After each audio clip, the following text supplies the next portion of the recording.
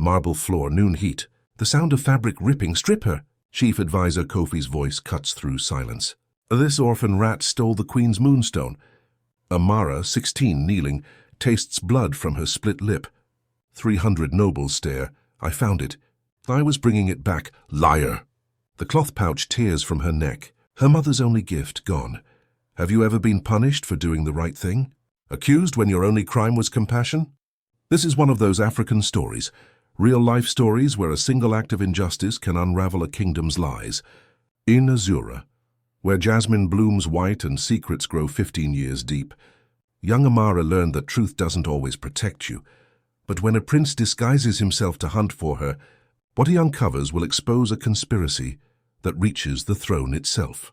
This touching story, this life story, will challenge everything you believe about power, hidden royalty, and truth that blooms in darkness. 3 days earlier, sacred moon garden, dawn mist rising, the smell of damp earth. White jasmine. Amara's bare feet on cold stone. Her clay water jug sloshed as she moved between flower beds. She'd worked here 8 years, since her mother died.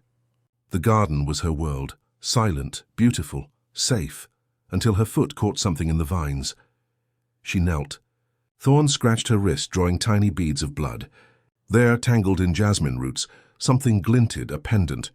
Gold chain, moonstone center surrounded by... She counted silently. 33 small diamonds, the Queen's pendant. Amara's breath caught. This was the sacred moonstone worn at every royal ceremony. How did it fall here? She looked around. Dawn light barely touched the garden walls. No guards, no servants. Just her and the sleeping flowers. Kingdom law was clear. Only those of royal blood could touch the jasmine. She'd never even brushed the white petals in 8 years. But this pendant, someone must have dropped it. The Queen would be... Frantic, Amara wrapped it carefully in her indigo blue cloth pouch, her mother's last gift, and walked quickly toward the palace. Entrance. She didn't see the man watching from the 3rd floor balcony. Chief Advisor Kofi gripped the stone rail. His golden serpent ring caught the rising sun, warm against his skin. The girl had found it. Perfect. 2 weeks ago he'd met the foreign merchant in Shadows. The replica pendant had cost him careful planning, finding a craftsman who wouldn't ask questions, ensuring the fake was flawless enough to fool even the Queen. 500 gold coins. Clean payment. No trail. But the Queen had sharp eyes. Eventually she'd noticed the weight difference. The slight flaw in the largest diamond. And then questions would come. He needed a scapegoat. Someone powerless. Someone no one would defend. An orphan garden girl. Even better. Kofi turned and snapped his fingers at a passing servant. Fetch the guards. Tell them we have a thief. The servant ran. Kofi smiled and touched his serpent ring, a habit when plans aligned. The metal was cold now, away from the sun. Amara reached the palace entrance.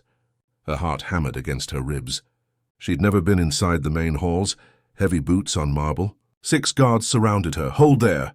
She stopped, clutching the pouch. I found the Queen's pendant in the garden.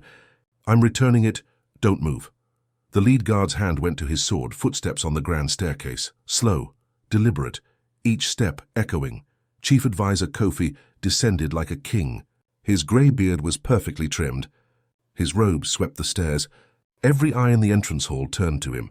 50 palace staff, 30 nobles gathered for morning court, all watching. Kofi's voice carried like a bell. People of Azura, witness how wickedness hides in humble clothes. He strode forward and snatched the indigo pouch from Amara's hands. Sir, please, I found it in the vines. Then why hide it? Kofi held the pouch high. Why not call a guard immediately? It was dawn, no one was awake. I was bringing it to... because thieves work in darkness. Kofi opened the pouch. The pendant spilled into his palm, diamonds catching morning light. Gasps rippled through the crowd. A noblewoman whispered, "The sacred moonstone." And we trusted her in the garden. I didn't steal it. Amara's voice cracked. I found it tangled in jasmine thorns. Kofi's eyes were cold. By kingdom law of 1889, theft of royal property demands public flogging and permanent exile. Amara's knees buckled. A guard caught her arm, too rough, and forced her down. The marble floor was cold against her palms. The smell of the guard's leather glove sharp and suffocating. "Sweat and old polish, please," Amara whispered. "My mother's pouch." Kofi removed it from her neck. The cord snapped. "Evidence," he announced, dropping it into a guard's hand without looking at her. Inside that pouch, a bronze key. Her mother's voice echoed in memory. "When you're old enough, this key will unlock your true name." Now it was gone. "Take her to the dungeon," Kofi ordered. 3 days. Let her reflect on her betrayal. The dungeon smelled of mold and old urine. Stone walls sweated moisture. Rats scratched in corners. A single oil lamp burned low, casting shadows that moved like living things. Amara sat on the cold floor, arms wrapped around her knees. The stone sucked warmth from her body. Day 1, silence. Just the drip of water somewhere in the dark. Day 2, they came for her. Guards dragged her through the village market. A wooden sign hung around her neck, rough edges digging into her collarbone. Thief, betrayer of royal trust. This market, she'd grown up here. These vendors once gave her leftover bread when her mother was dying. Now they turned their backs. Thief girl, nowhere to go." Children chanted, taught by their parents. A rotten tomato hit her cheek. Wet, sour, seeds sliding down her jaw. She didn't wipe it away, she walked straight, spine tall. Her mother's voice, "When they humiliate you, stand tall. Your spine speaks louder than their lies." At night, back in the cell, she traced her mother's name in the dust. Zara. She whispered prayers to ancestors she'd never met. The stone floor was so cold it burned. Day 3. The royal hall, King Ose sat on his throne, reviewing mourning petitions. Chief Advisor Kofi stood beside him, hands clasped behind his back. "Your Majesty, the thief has been dealt with according to law." The king nodded without looking up from his documents. "Good. Vigilance protects this kingdom, Kofi. I live only to serve truth, Your Majesty." A servant entered with a velvet box. Inside, the recovered pendant. The queen would wear it tonight at the harvest blessing. Kofi watched as the servant carried it away. The fake pendant would sit in the royal vault now. The real one, the one Lady Zara had hidden 17 years ago, remained sealed in the chapel archive. Safe. As he bowed and left the hall, his serpent ring caught the firelight. For just a moment, the gold snake's eye seemed to wink. That evening, Amara was released. No trial. No hearing. Just a guard opening the cell door. The hinges screamed, "You're exiled," beyond the kingdom walls. "If you return, it's death."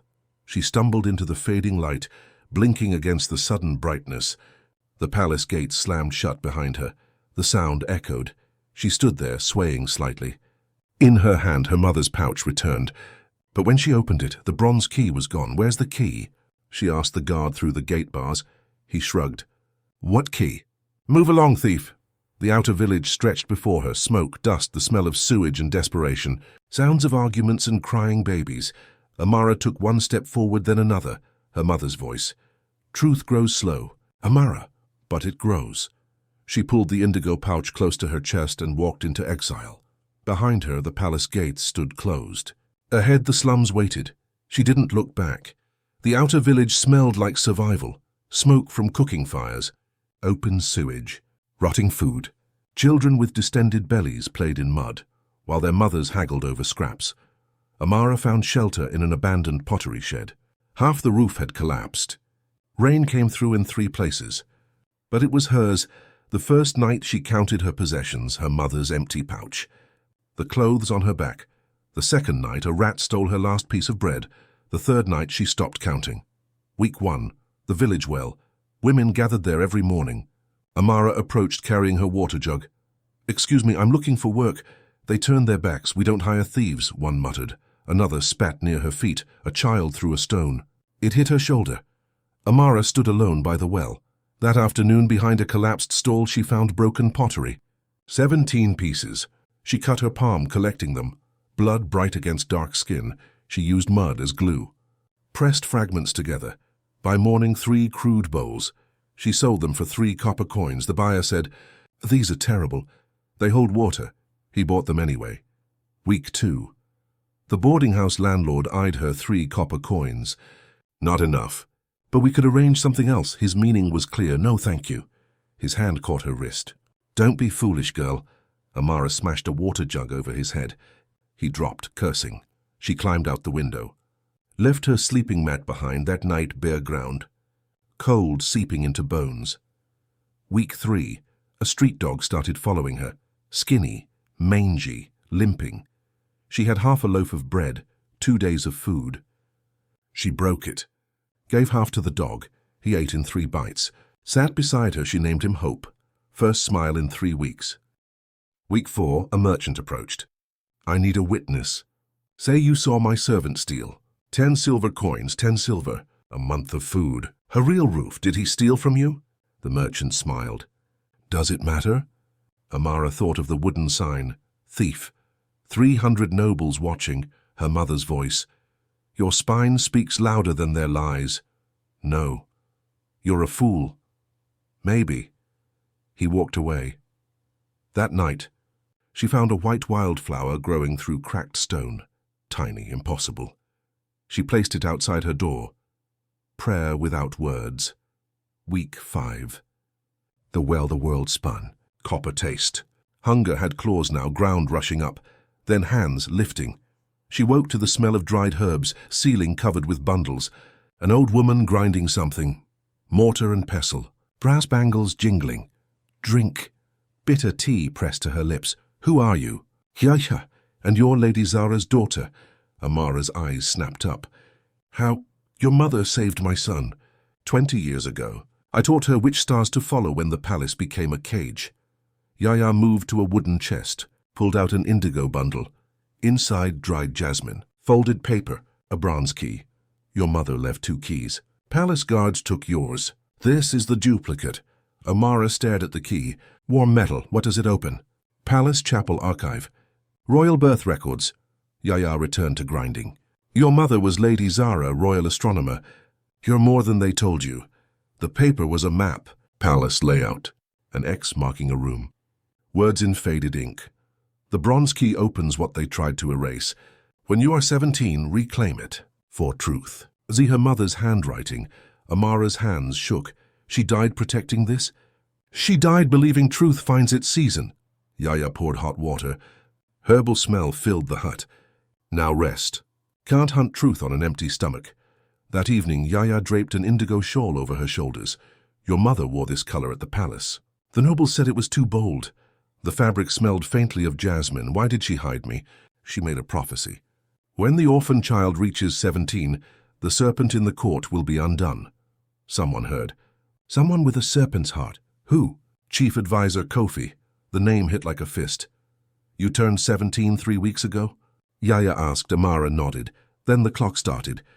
He needed you gone before you discovered who you are. The pendant? A convenient excuse. Yaya handed her soup. Now we wait. A prince has been asking questions at the palace. He doesn't believe their lies. He'll come. Why would a prince care? Some men can't sleep when justice is murdered in their home. Amara stayed 3 days. Ate regained strength. Each evening, a white wildflower outside the hut. Hope the dog stayed too. Yaya fed him scraps. Animals know truth seekers. 3rd evening. Someone's asking about you. Claims he's a mason, but walks like a soldier. Hands too soft? Kofi's men? I don't think so. This one has questions, not orders. Next morning. The well Amara balanced water jugs on her head. A man stepped into her path. Tall, worn tunic. Dirt-smudged face, but eyes clear, intelligent. Let me help. Those look heavy. I don't need charity. Trade. I carry water. You tell me where masons find work. She studied him. Callus is too recent. Posture too straight. Limp on the wrong leg. You're not a mason. He adjusted his stance. Old injury. The construction site is east. They don't pay much. Payment isn't why I'm here. She met his eyes. Then why? I'm looking for a girl exiled from the palace. I heard she might be innocent. Amara's grip tightened on the jugs. Why would you care? Because if the powerful can destroy the innocent without consequence, kingdoms rot from the inside.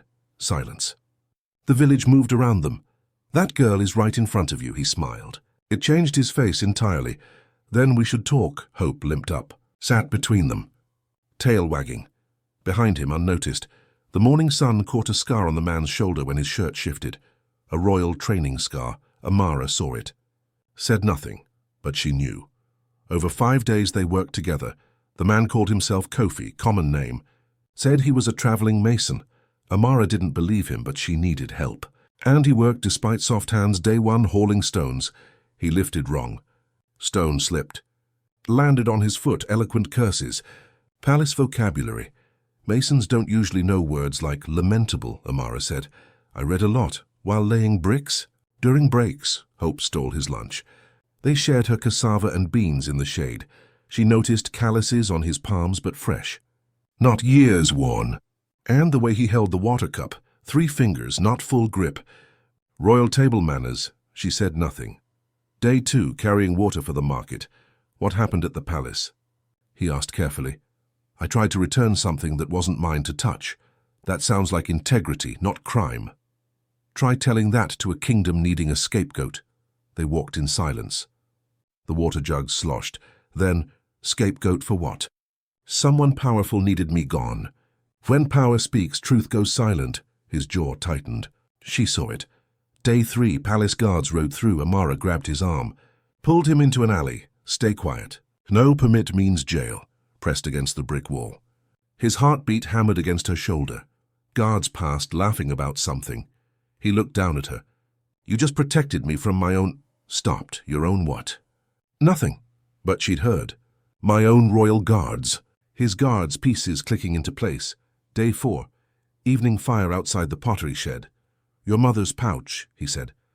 The one Kofi took. Was there something inside? Her eyes snapped to his face.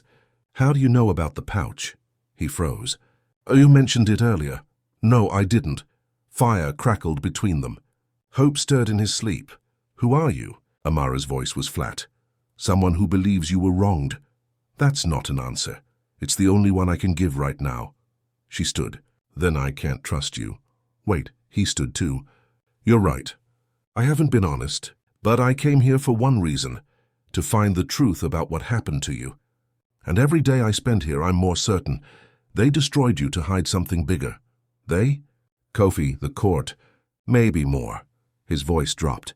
I think your exile wasn't random. I think it was planned. Timed, and I think you're in more danger than you know. Amara's hands clenched. So what do you want from me? One more day. Trust me for one more day. There's someone we need to see together. Yaya, he blinked. You know? She told me someone was coming. A prince who asks questions. Amara's voice was steady now. So tell me, Prince Jelani, why are you really here? The name hung between them like smoke.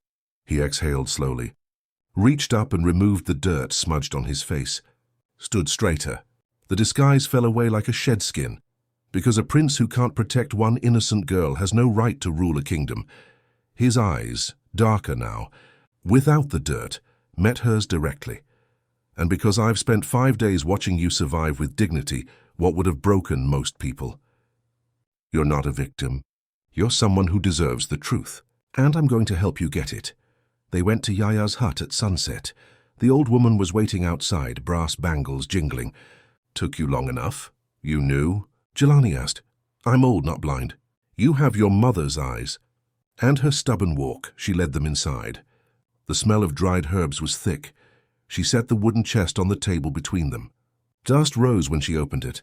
Before I show you what's inside, girl, you need to understand your mother didn't die of illness. She died hiding you. And she died slowly, on purpose. Amara's breath caught. What? They poisoned her. Small doses? 8 years of slow death. She could have fled Azura, saved herself. But she stayed. Raised you. Taught you to survive. Yaya's voice cracked. She bought you time with her life. Who? Jelani demanded. Who poisoned her? Chief Advisor Kofi or his men. Same thing.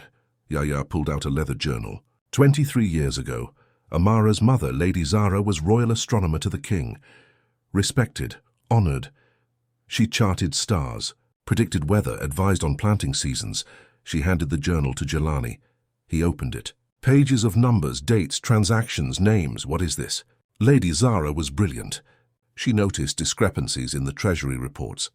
Small at first, a few gold coins here, a misreported trade shipment there. But she was patient. She documented everything for 15 years. Jelani flipped pages faster. This is systematic embezzlement. Thousands of gold coins. Hundreds of transactions. 500 gold coins 3 weeks ago, Yaya said quietly, when he sold the Queen's real pendant, and replaced it with a fake. When he needed a scapegoat fast, Amara's hands shook. He's been stealing for 15 years, longer. But Zara only documented 15. Yaya turned to Amara. Your mother was going to present this evidence to the king. She had a court date scheduled, but the night before something happened. What? She went into labor. With you. And while she was in the birthing chamber, she had a vision. Yaya's eyes grew distant. She was an astronomer. Read patterns in the stars. That night she charted your birth constellation, and she saw something that terrified her. Jelani leaned forward. What did she see?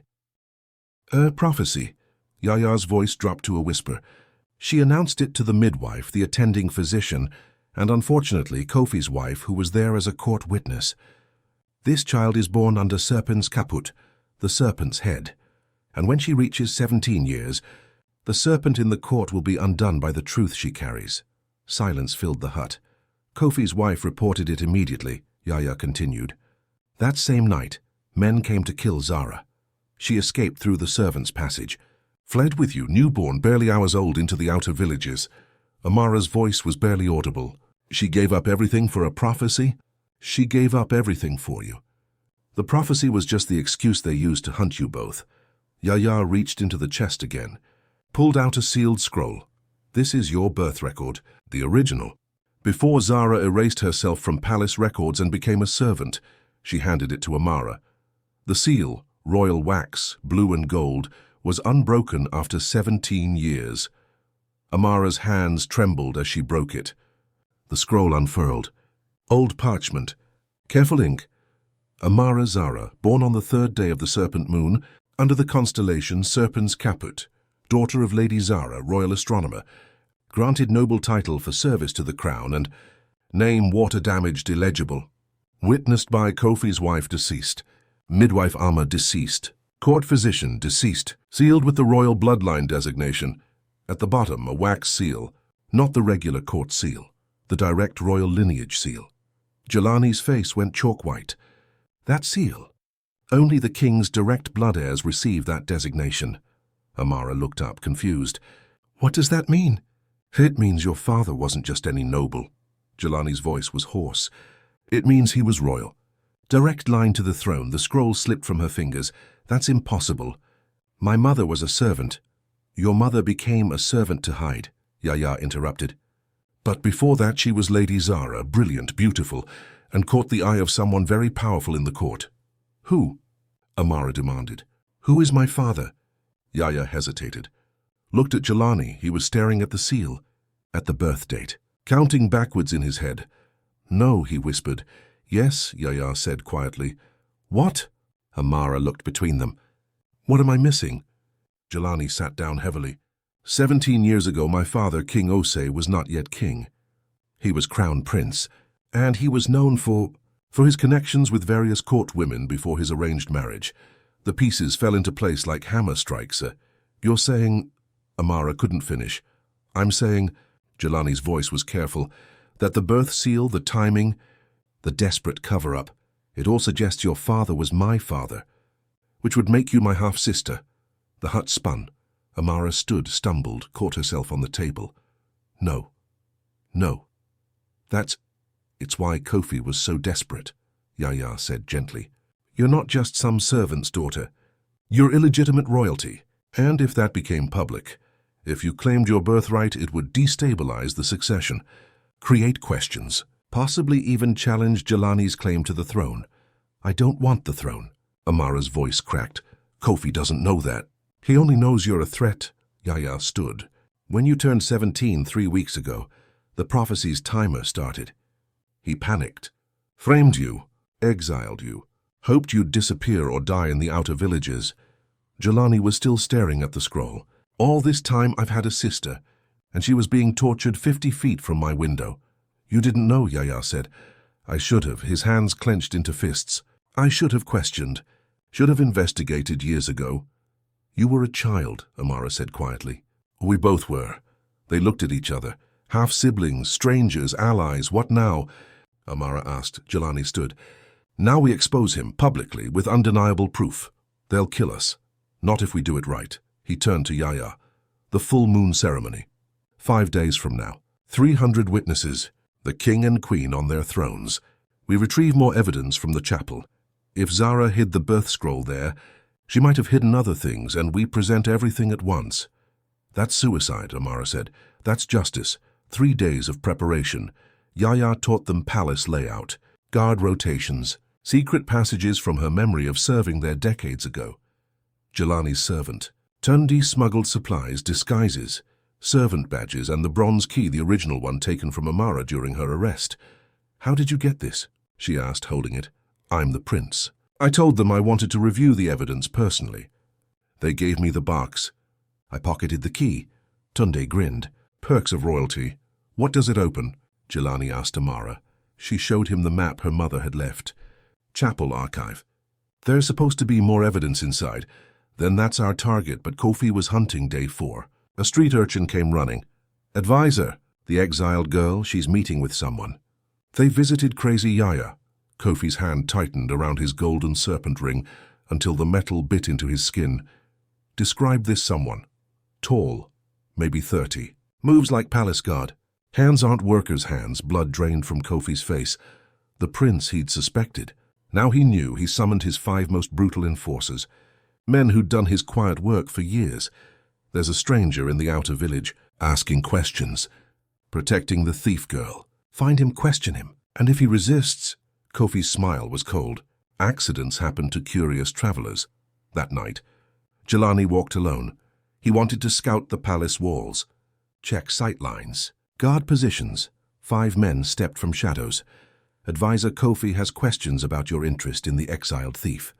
Jelani's hand went to his belt. No sword, just a small knife. I don't answer to advisors. Wrong answer. They attacked as one, but Jelani had trained since age 5. Royal combat masters. The best in 3 kingdoms. He moved like water. First man, strike to the throat, down. Second man, knee to ribs, wrist twist, knife taken, down.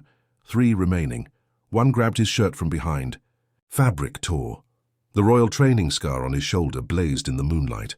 Unmistakable brand, that scar. The man's eyes widened. Only royal family trains at the... Jelani's elbow caught his face. Unconscious before he hit the ground. The last 2 ran. From the pottery shed, Amara saw everything. She ran out barefoot on the dirt road. Who are you, really? Jelani was breathing hard, checking his shoulder wound. The old scar had split slightly, bleeding. I told you. Prince Jelani, you fight 5 men alone? For me? For justice. He met her eyes. And yes, for you.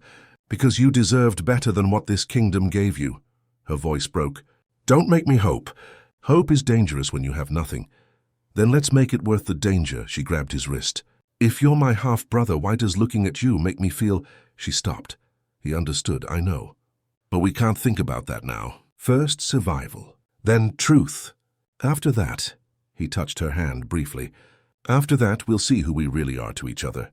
It wasn't an answer, but it was honest mourning. The town crier's voice echoed through the slums. Hear ye. The Queen's sacred pendant has been stolen again from the royal vault. Proof the original thief had accomplices. By order of Chief Advisor Kofi. Reward of 100 gold coins for the capture of the exiled girl, dead or alive. Wanted posters went up.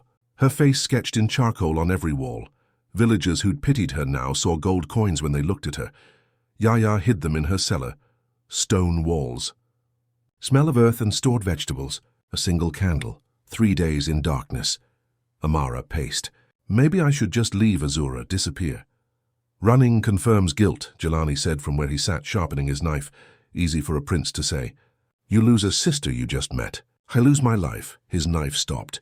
I lose more than that. I lose the belief that justice can exist in my kingdom. And if I can't believe that, what right do I have to rule? She sat beside him. Their shoulders touched in the dim space. Why do you care this much? When I saw you in that courtyard, being paraded with that sign around your neck, his voice was rough. Something in me broke. I realized, if I can watch one innocent person be destroyed and do nothing, I'm complicit. I'm part of the rot. You're not responsible for Kofi's crimes. No, but I'm responsible for what I do next. And doing nothing would make me just as guilty. They sat in silence. Hope whimpered in his sleep, chasing dream rabbits. If we fail, Amara whispered, then we fail together. But we don't fail quietly. Day before the ceremony. Final preparations. Tunde brought servant disguises, clay identification badges. The ceremony starts at sunset. The dove release happens during the blessing. That's your window. Guards will be distracted. 8 minutes to reach the chapel, find what's hidden, and return to the courtyard. What if we're caught? Amara asked. Tunde's usual smile vanished. Then I've never met either of you, and I mourn from a distance. Brutal honesty, understood, Jelani said. That evening, Amara couldn't sleep. She sat in the dark cellar, holding her mother's pouch. The bronze key heavy inside. Jelani sat nearby, methodically sharpening his knife. The sound was rhythmic, almost meditative. Are you afraid? She asked, terrified. You don't look it. Fear and courage live in the same heart. You taught me that. I taught you nothing. You taught me that dignity can't be stolen, only hidden. That truth grows slow, but inevitably. That sometimes the most powerful person in a kingdom is the one with nothing left to lose. He looked at her in the candlelight.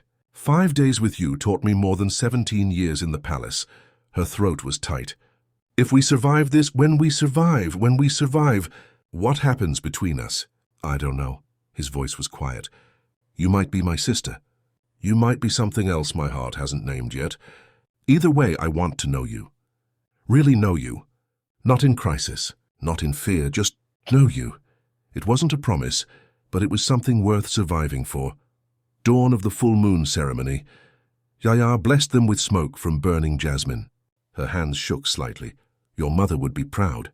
Not because you're brave, bravery is common, but because you chose truth over safety. That's rare. I didn't choose, Amara said. This chose me. That's what all prophets say before they change the world. Yaya smiled, eyes wet. Go, make the serpent choke on his own poison. They left at midday, disguised as servants. Clay badges marking them as ceremony attendants. Hope stayed with Yaya. The dog whined as they walked away, sensing something final. He knows, Amara whispered. Animals always do, Jelani replied. The palace loomed ahead, ivory towers catching the afternoon sun, gold roofs glinting. The place that had destroyed her. She was going back, not as a servant, not as a thief, as a weapon forged from 17 years of lies. And she would cut through those lies until nothing but truth remained, even if it killed. Her, especially if it killed her. Because some truths are worth dying. The full moon ceremony. Sunset bleeding into twilight. 300 bodies filled the palace courtyard, nobles in silk. Merchants in their finest. Citizens with rare invitations. Firelight reflected off gold decorations. Roasted meat and incense hung thick. Drums pulsed. King Ose reviewed documents on his throne. Queen Adana beside him, the fake moonstone pendant at her throat catching light. Chief Advisor Kofi stood 3 steps below. Hand on his ceremonial sword, serpent ring gleaming, scanning. Hunting. Amara and Jelani entered through the servants' passage. Clay badges marked them as attendants. Heads down, invisible. Amara's heart hammered. This courtyard where she'd been accused. Where Kofi had torn her mother's pouch away. Breathe, Jelani whispered. You're just another servant. They separated. Blended into different crowd sections. The ceremony began. A high priestess stepped forward. We gather under the full moon to honor the harvest, to give thanks, to seek blessing. Smoke rose from braziers. Sweet. Cloying. We release the doves of peace as symbol of our kingdom's prosperity. Tund stood near the dove cages, dressed as a handler. He caught Jelani's eye, nodded once, let peace fly. Tunde opened one cage. 10 doves burst out, then he stumbled. His foot hit all 3 remaining cages. 30 more doves exploded into the courtyard. Chaos. Birds everywhere. Nobles screaming. Waving arms. Guards abandoned posts. Chasing feathers. A dove landed on Kofi's head. Claws tangled in grey hair, he cursed. The crowd laughed. For 8 seconds, every eye was on the birds. Jelani and Amara moved. The chapel entrance, unguarded. They slipped through. Heavy door closing with a soft thud. Sudden silence. The chapel smelled of old wood and beeswax. Moonlight through stained glass painted the floor blue. Archive room? Jelani whispered. Amara checked the map. East wall. Behind the altar they ran. Behind the altar, wooden door. Bronze lock. The key turned. Click inside, dust and shadow, shelves of scrolls. Birth records. Marriage contracts. Years of silence. 6 minutes, Jelani said, checking the window. Maybe less. Amara found the box. Zara, sealed by royal order, 1808, the key fit. Inside, the real Queen's pendant. 33 flawless diamonds. Unique engravings, evidence ledger. 15 years, dates, amounts, Kofi's signatures. Sealed letter to King Osei, never delivered. Receipts from the foreign merchant. 500 gold coins. Serpent seal, this is everything. Jelani breathed, footsteps outside, clear the east wing. Go, now. Amara grabbed the box. They ran, back through the chapel. Out, courtyard, still chaos. Doves being caught. Nobles brushing feathers off silk. Jelani and Amara emerged separately. Kofi saw Jelani first, even disguised. He knew. Kofi's hand went to his sword. Jelani removed his cap. Wiped his face, stood tall. Gasps near him spread. Rippled outward. Prince Jelani. King Osei stood. My son, what is this? Jelani's voice carried. Father, Queen Mother, nobles of Azura, I stand before you defending justice murdered in our halls for 17 years. Kofi stepped forward. Your Highness has been deceived. Guards, stand down, command voice. I am your prince. You will hear me.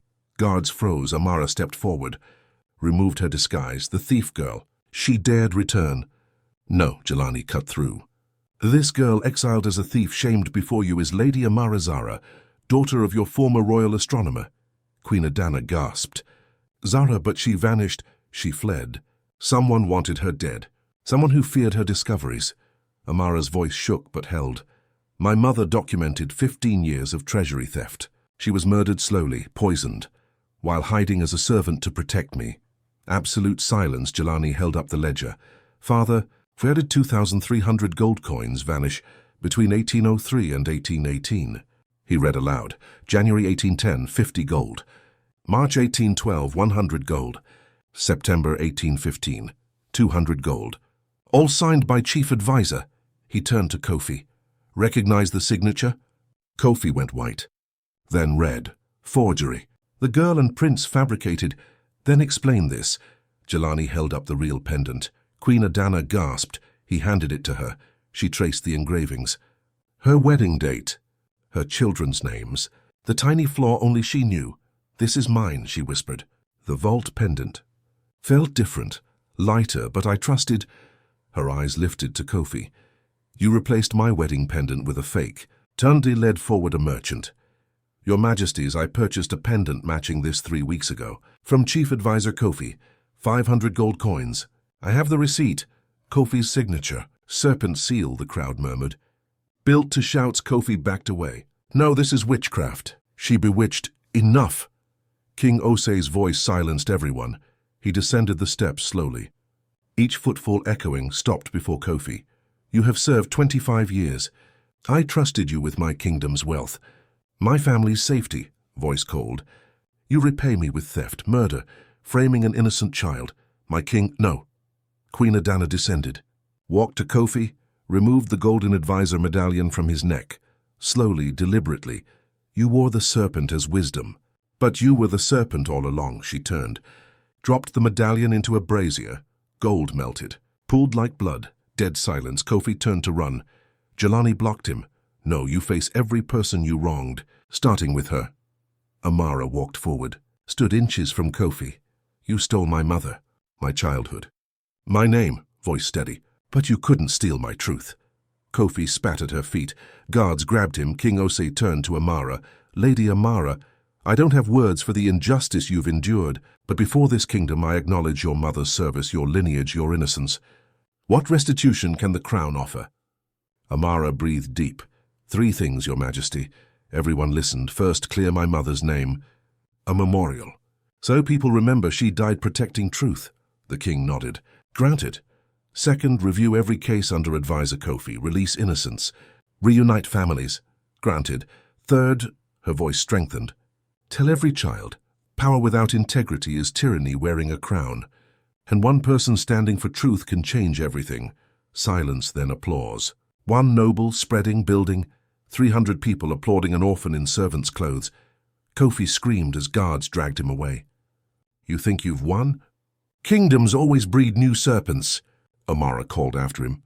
Then we'll keep lighting fires. A child's voice. Mama, is she a princess now? The crowd quieted. Amara knelt. No, sweetheart. I'm just a girl who survived long enough to see truth bloom. She stood. Met the king's eyes. He was crying. Your mother. Lady Zara, she meant a great deal to me. Before my arranged marriage. Before I was king, he paused. You have her eyes. The implication hung. We will speak privately later, but no, you are under the crown's protection now. Queen Adana touched Amara's shoulder. Your mother saved our kingdom from drought. We owe her a debt we can never repay, but we will try. The ceremony resumed. Sort of. No one paid attention to the priestess. Everyone wanted to speak to Amara, to Jelani. But Jelani created space. She needs rest tomorrow. We'll answer tomorrow. He led her through the crowd. Into quiet gardens. They sat on a stone bench. Moon enormous overhead. You did it, he said. We did it. What now? Now I have no idea who I am anymore. You're you. That hasn't changed. I'm the bastard daughter of the king. Everything's changed. Silence. Then, are you angry? That he never claimed you? Ask me tomorrow. Or next year. She turned. Are you angry about a sister you never knew? No, I'm grateful. Grateful you survived. Grateful we found each other. Hope appeared. Limped over. Sat at her feet. She laughed, cried both. Yaya probably sent him, Jelani guessed. She knows everything. In the distance, guards took Kofi to prison. His screams echoed, faded. The serpent removed. But gardens. Amara thought. Take time to heal. She had time now, finally, 3 days later. Public trial. The evidence was undeniable. Embezzlement, murder, false imprisonment, theft. Kofi's sentence. 25 years labor in the kingdom's quarries. Restitution of all stolen gold. Mercy element. Jelani ensured fair treatment. No torture. Adequate food. Possibility of parole after 15 years with genuine reform. Kofi's final words before guards took him. Kingdoms always have serpents. Amara's response, then we'll keep lighting fires. Amara's restitution, granted her mother's former estate. 20 acres. Large house. Long abandoned. Financial compensation. 1,500 gold coins for her suffering. Royal title restored. Lady Amara Zara. Keeper of the Star Records. Mother-honored statue commissioned for the palace garden. Lady Zara holding an astrolabe looking at stars. Inscription. She chose truth over safety. Structural reforms. The king's decree. The Amara law. No citizen imprisoned or exiled without public trial, with 3 independent witnesses. The Truth Council. New position created. Guardian of the voiceless. Reviews all cases where evidence seems circumstantial. The stolen gold used to establish Orphan Fund. Scholarships for children without parents. Over the next year, cases reviewed 63. Innocents released 41. Families reunited 28. Former prisoners bowed to Amara in gratitude. She cried every time, but Amara made a choice, offered permanent rooms in the palace, declined. Your Majesty, I forgive this kingdom's injustice. But forgiveness doesn't mean I return to the place of my trauma. I will serve Azura from my mother's estate, helping other orphans find their truth. King Ose respected this. Wisdom knows when to step back. You honor your mother's memory. 6 months of rebuilding. Amara transformed her mother's abandoned house. Before, cracked walls, overgrown garden, broken windows. After, repaired with indigo blue shutters. White jasmine growing on trellises. Observatory tower restored. She opened the estate as a sanctuary. Named the House of Stars mission. Teaching astronomy, reading, writing, self-defense. And the courage to speak truth when power tries to silence you. First students, 12 orphan girls, ages 8 to 17. They wore indigo blue dresses. Learned to chart stars on clear nights. A young girl asked once, Lady Amara, were you scared when you faced the bad man? Terrified. But fear and courage live in the same heart. You don't wait for fear to leave. You act despite it. Jelani visited the estate monthly, brought books, supplies, sometimes stayed for dinner. Romantic tension present but not rushed. 6 months in, they sat in the garden. When I first saw you being humiliated, I wanted to save you, he said. But you didn't need saving. You needed justice, and you fought for it yourself. You gave me something more valuable than rescue. You believed me when no one else did. When you're ready, if you're ever ready, I'd be honored to know you not as someone I championed, but as the woman you've become. She touched his hand briefly. I'm not ready yet, but ask me again when I've taught these girls to be braver than I was. He smiled. Then I'll wait. I'm patient. Amara wrote a letter to the villagers who'd shamed her. I forgive you, not because you asked, but because I choose peace over bitterness. I will not return to live among you, but I will not curse you. May you learn to defend the accused before condemning them. May you remember, today's victim might be tomorrow's judge. Choose mercy. Signed, Amara. Hope delivered the letter. Nailed to the village message board. One scene with Kofi in the quarry a year in. Breaking rocks older, humbled. A guard mentioned, he's been writing letters of apology to his victims. Subtle redemption seed. Change is possible even for serpents. 1 year later, the House of Stars flourished. Sweeping shot. The estate bathed in golden sunset. 20 orphan girls tending the white jasmine garden. Observatory tower with telescope pointing at emerging stars. Indigo blue flags fluttering. Amara stood before her students. No longer the frightened girl in rags. She wore an elegant indigo dress with white jasmine embroidered on the hem. Hair in elaborate braids like her mother once wore. Teaching constellation Serpent's caput. This constellation, the Serpent's head, was once a symbol of fear for me. My mother prophesied under this star, but now I teach you. Even serpents lose their venom when exposed to light. The students' successes, 3 became royal. Apprentices, scribes, astronomers, healers. 1. Girl, former street beggar, now taught younger children to read. A student named Kemi said, Lady Amara taught us we're not defined by what was done to us, but by who we choose to become. Prince Jelani's evolution, more involved in justice reform. Visited monthly, sometimes stayed for dinner. He sat with the girls, answering questions about palace life, laughing at their jokes, slow burn romance progressing, evening walks through jasmine gardens, conversations deepening, hands brushing occasionally, not yet lovers, but clearly moving toward partnership built on mutual respect. The kingdom of Azura transformed, crime down 40% due to fairer justice. The Amara law cited in 89 cases. 62 innocents proven and freed. Market scene. Vendors told Amara's story to children as a cautionary tale about false accusations, a mural painted on village wall. Amara holding white jasmine. Title, The Orphan Who Bloomed Truth.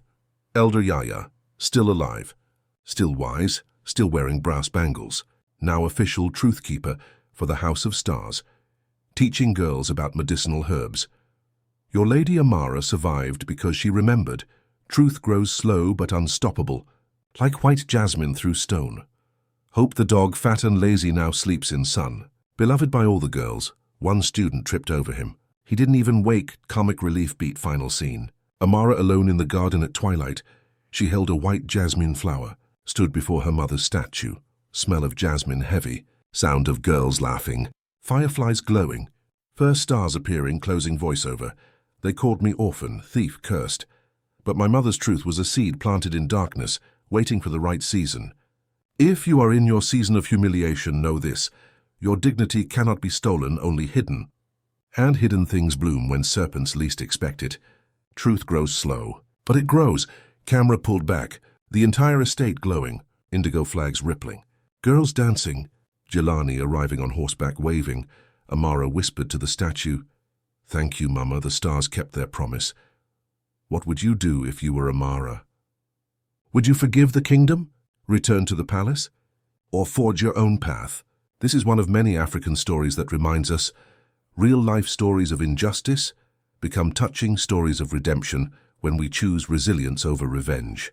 These life stories aren't just folktales. They're blueprints for reclaiming dignity in a world that often values power over truth. Your turn. Have you ever been falsely accused? How did you fight back? Comment below and share your story. Subscribe for more. African folktales of quiet power and public reckoning. Share this story with someone who needs to hear. Your truth will bloom. Next week, a barren queen cursed by dark magic, until a wandering healer uncovers the real reason she cannot conceive. The palace will never be the same, the House of Stars where truth blooms in darkness.